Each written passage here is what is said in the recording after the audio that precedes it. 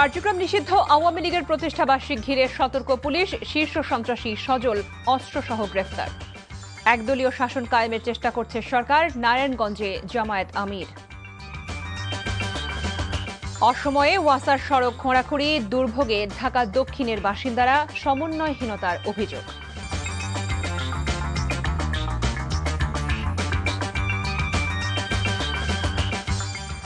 আসসালামু আলাইকুম। কানিজ ফাতেমা লোপা স্বাগত জানাচ্ছি এনটিভির সন্ধ্যার খবরে। ক্রাউন সিমেন্ট শিরোনাম দেখছিলেন, জানাবো পুরো খবর। কার্যক্রম নিষিদ্ধ আওয়ামী লীগের প্রতিষ্ঠাবার্ষিক উপলক্ষে কোনো ধরনের হুমকি নেই, সর্বোচ্চ সতর্ক অবস্থায় আছে পুলিশ।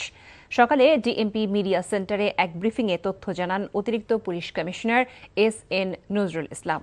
পুলিশের শতভাগ মনোবল বৃদ্ধি সম্ভব না হলেও আস্তে আস্তে তা ফিরিয়ে আনার কাজ চলছে বলে তিনি জানান। এদিকে রাজধানীর যাত্রাবাড়ি এলাকায় অভিযান চালিয়ে লুট হওয়া 2টি অস্ত্র ও 77 রাউন্ড গুলিসহ শীর্ষ সন্ত্রাসী সজল ওরফে অটো সজল সহ তার 3 সহযোগীকে গ্রেফতার করেছে পুলিশ। বিস্তারিত দেখুন ফাহাদ মোহাম্মদের রিপোর্ট। মুখে কাপড় বেঁধে ছোট ছোট মিছিল নিয়ে ফের রাজপথে সরব কার্যক্রম নিষিদ্ধ হওয়া আওয়ামী লীগের নেতাকর্মীরা। এরই মাঝে আগামী 23 জুন দলটির প্রতিষ্ঠাবার্ষিকী। দিনটিকে ঘিরে যে কোনো ধরনের অপ্রীতিকর ঘটনা এড়াতে রাজধানী সহ দেশ জুড়ে নেওয়া হয়েছে বাড়তি সতর্কতা। অপরাধী গ্রেফতারের জন্য সকালে ডিএমপির মিডিয়া সেন্টারে এক সংবাদ সম্মেলনে পুলিশের অতিরিক্ত কমিশনার এস.এন. নজরুল ইসলাম জানান, দলটির প্রতিষ্ঠা বার্ষিকীকে কেন্দ্র করে নির্দিষ্ট কোনো নাশকতার আশঙ্কা নেই।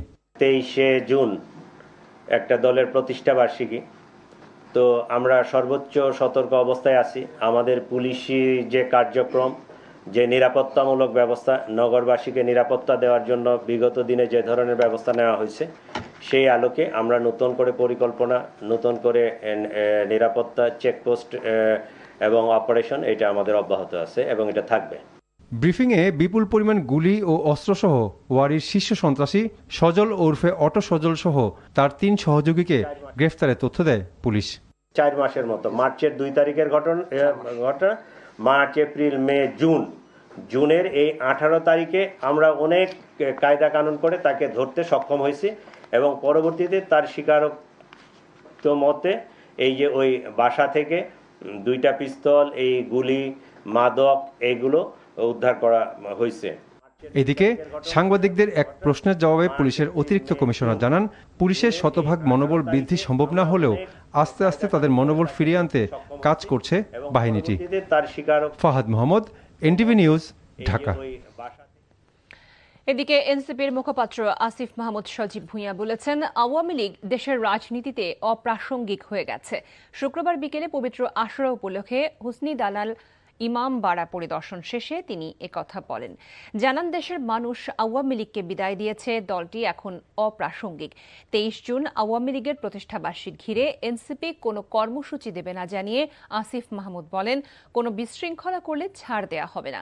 এছাড়া তারা মিছিল করার চেষ্টা করলে আইন শৃঙ্খলা বাহিনী বিধি অনুযায়ী ব্যবস্থা নেবে বলে আশা প্রকাশ করেন তিনি।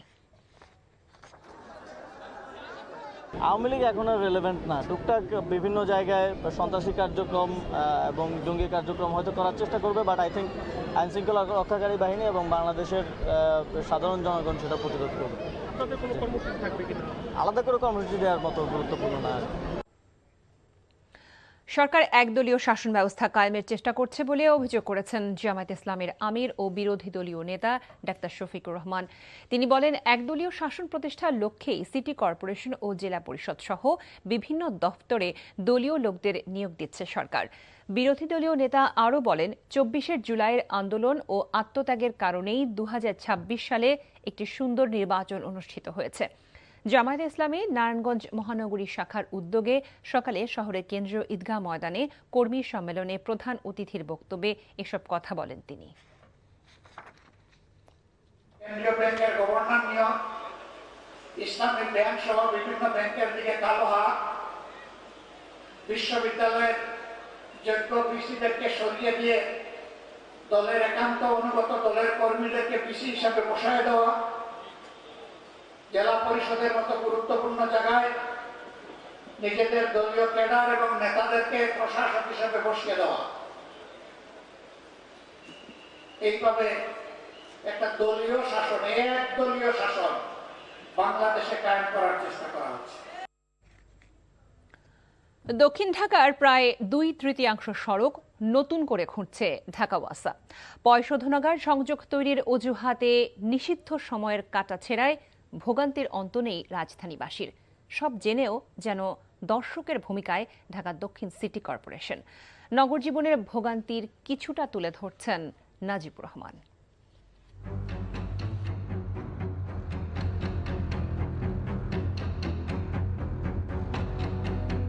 1-2টি এলাকা নয়, রাজধানীর অনেক অলিগলির চিত্রটা এমন। বর্ষা মৌসুম এলেই সড়ক খননে তোড়জোড় বাড়ে রাজধানীর উন্নয়ন সংস্থাগুলোর। গত 1 দশকে কয়েক হাজার কিলোমিটার সড়ক খনন হয়েছে। সামনের দিনগুলোতেও কয়েকশো কিলোমিটার সড়ক খননের পরিকল্পনা আছে ঢাকা ওয়াসার। এই উন্নয়নের জাতাকলে পিষ্ট হয়ে ভোগান্তি বাড়ছে শুধু নগরবাসীর। ঢাকা পয়ঃশোধনাগার উন্নয়ন প্রকল্পে এবার নতুন করে রাজধানীতে 500 কিলোমিটারের বেশি সড়ক খনন করবে ওয়াসা। বিদেশি অর্থায়নে ব্যয় 5,187 কোটি টাকা।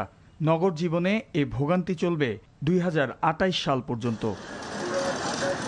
নগরীতে কমপক্ষে 27টি এলাকায় চলবে সড়ক খনন। বর্ষার শুরু থেকেই অনেক এলাকায় শুরু হয়েছে কাজ, আর অনেক এলাকায় চলছে দীর্ঘ কয়েক মাস ধরে। এতে বিপাকে সাধারণ মানুষ।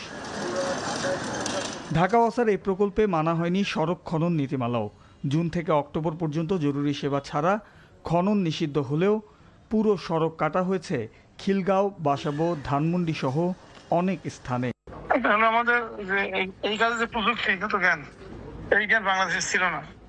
এখন কিছু আংশিক জ্ঞান আছে আমাদের লোকজনের, তবে আমাদের আর্থসামাজিক অবস্থা যেটা, এটাও একটা কারণ।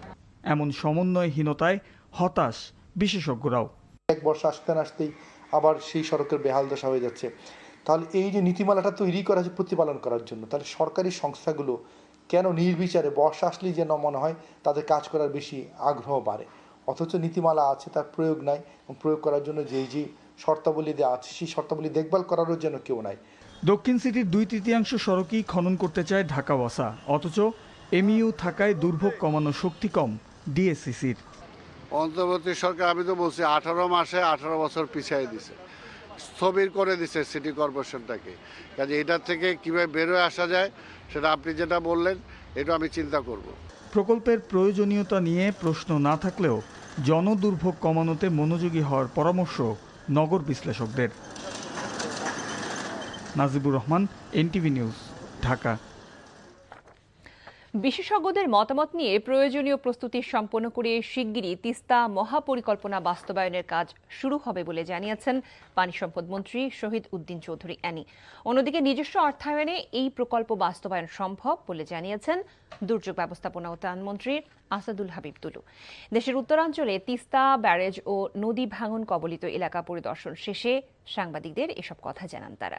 লালমনিরহাট থেকে হায়দার আলী বাবু ও নীলফামারী থেকে ইয়াসিন মোহাম্মদ সিথুনের পাঠানো রিপোর্ট। রংপুর অঞ্চলের 5 জেলার কোটি মানুষের দীর্ঘদিনের প্রত্যাশা তিস্তা মহাপরিকল্পনা বাস্তবায়ন। সেই পরিকল্পনার সম্ভাব্যতা যাচাইয়ে দেশের বৃহত্তম সেচ প্রকল্প তিস্তা ব্যারেজ ও নদী ভাঙন প্রবণ এলাকা পরিদর্শন করেছেন সরকারের একটি উচ্চ পর্যায়ের প্রতিনিধি দল।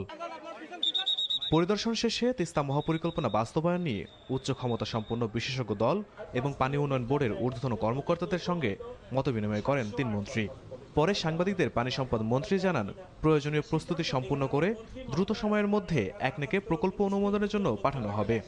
এই তিস্তা মহাপরিকল্পনার কাজ হাতে নিবে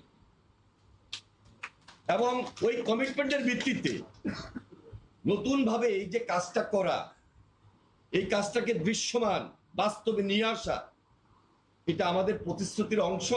পদ্মা ব্যারেজ যেভাবে একটাকে পাশ হয়েছে, খুব শীঘ্রই আমাদের এই টেকনিক্যাল টিম কাজ করার পর দৃশ্যমান রিপোর্ট হবে এবং দৃশ্যমান এই কাজে যে একটাকে পাশ করানো সেই কাজটাও আমরা দৃশ্যমান করে এখানে কাজ শুরু করবো ইনশাআল্লাহ। অন্তর্বর্তী সরকারের সময়ে তিস্তা মহাপরিকল্পনার কাজ শুরু করার কথা বলা হলেও তা বাস্তবায়নে উল্লেখযোগ্য কোনো অগ্রগতি হয়নি বলে অভিযোগ করেন ত্রাণ ও দুর্যোগ ব্যবস্থাপনা মন্ত্রী। মাঝখানে যে অন্তর্বর্তীকালীন সরকার ছিলেন ওনারা কিন্তু আশ্বাস দিয়েছিলেন বিশ্বনেশ্বরে যে উপদেষ্টা রেজনা হাসান উনি বলছেন জানুয়ারিতে কাজ হবে, ডিসেম্বরে কাজ হবে। বাস্তবে মাননীয় মন্ত্রী বলবেন যে তার আসলে কিছুই তখন হয়নি, যেটা বাস্তবায়ন করতে 12 থেকে 13,000 কোটি টাকা লাগবে। এটার জন্য আমি মনে করি আমার দিক থেকে এটা বিদেশের মুখাপেক্ষি হওয়ার কোনো প্রয়োজন নেই, এটা আমাদের জিও ফান্ড থেকে আমরা এটা করতে পারবো। এর আগে 3 মন্ত্রী সহ প্রতিনিধি দল নীলফামারী থাইজান, চারালকাটা, সাতজান ও নাওতারা নদী এলাকা পরিদর্শন করেন। এবং এই সরকারের আমলেই Imrul Kayes, NTV news desk. Meherpur সদর উপজেলার বুড়িপোতা বিওপি সীমান্তের খালপাড়া এলাকা দিয়ে 4 জনকে পুশ ইনের চেষ্টা চালিয়েছে ভারতীয় সীমান্তরক্ষী বাহিনী বিএসএফ। বিজিবির কঠোর অবস্থানের কারণে সেই চেষ্টা ব্যর্থ হয়েছে। ভোরে সীমান্তের শূন্য রেখার ওপারে 4 ব্যক্তিকে দেখতে পায় স্থানীয়রা। এ সময় তাদের বাংলাদেশে প্রবেশ করানোর চেষ্টা করা হলে বিজিবি তাৎক্ষণিকভাবে কঠোর অবস্থান নেয়। ফলে পুশ ইনের চেষ্টা ব্যর্থ হয় এবং ওই ব্যক্তিরা সীমান্ত এলাকা থেকে সরে যায়। অন্যদিকে লালমনিরহাটের পাটগ্রাম উপজেলার কালিরহাট সীমান্ত দিয়ে আবারও অবৈধভাবে বাংলাদেশে পুশ ইনের চেষ্টা চালিয়ে ব্যর্থ হয়েছে বিএসএফ। বিশিষ্ট কবি, সাহিত্যিক ও 21শে পদকপ্রাপ্ত আল মুজাহিদি আর নেই।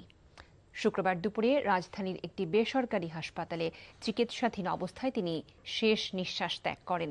মৃত্যুকালে তার বয়স হয়েছিল 83 বছর। দীর্ঘদিন ধরেই হৃদরোগ, কিডনি জটিলতা সহ নানা শারীরিক সমস্যায় ভুগছিলেন তিনি। গত কয়েকদিন ধরে লাইফ সাপোর্টে ছিলেন কবি আল মুজাহিদি। 1943 সালের 19 জুন টাঙ্গাইলে জন্ম নেওয়া আল মুজাহিদি 3 দশকেরও বেশি সময় দৈনিক ইত্তেফাকের সাহিত্য সম্পাদক হিসেবে দায়িত্ব পালন করেন।